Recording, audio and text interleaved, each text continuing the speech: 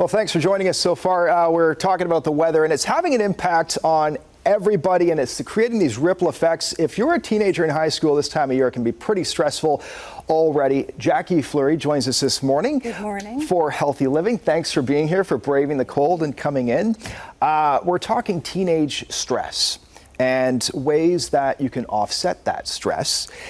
And you can speak from experience because you have two teenage daughters. I do. I have two daughters in grade 12 and I actually have a son who's in university. So I asked them, you know, what would you identify as probably some of the most stress for you right now? And of course, preparing for exams, in addition to trying to make life decisions and managing sports and part-time jobs. And so I said, what do you think is the best strategy that you've come across to help you manage the stress? And their response to me was to stay with your routine. So I thought that was really interesting, given that's the recommendations that I often make to my clients, which is to stay consistent with your routine when you're going through stress. Okay, and that was a fairly consistent answer then that you heard from, if you stick with the routine, you can't really go wrong if your routine is already set up for success.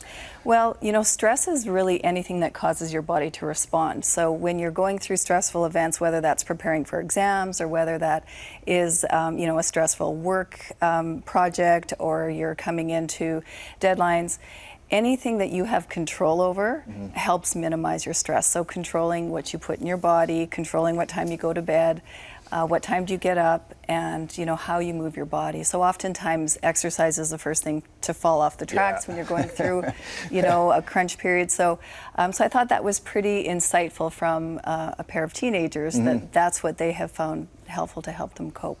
And what if you have a teenager that skips meals, though? And I mean, we all do it, but I would almost suspect teenagers are a little more prone to skipping meals with such busy lives. Yeah.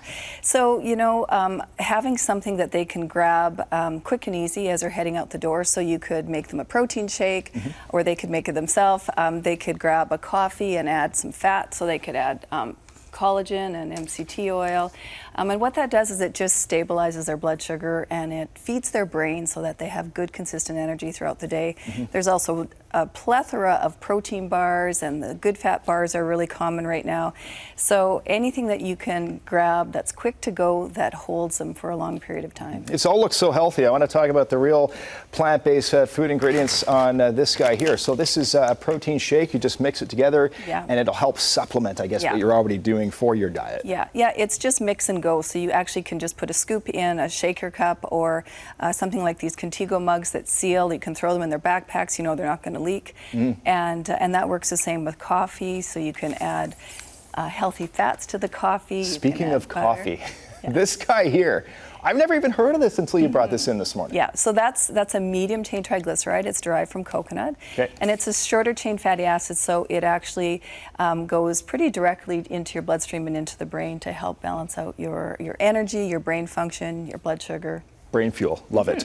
And I'm assuming this is a strategy that would work for anybody, not just teenagers. It would, absolutely. Yeah, it's a good time to start with your teenagers to develop these habits that carry through well into adulthood. Start early, then you've got the habits for later on in life. Jacqui Fleury, thanks so much for coming in this morning. Thanks for having me.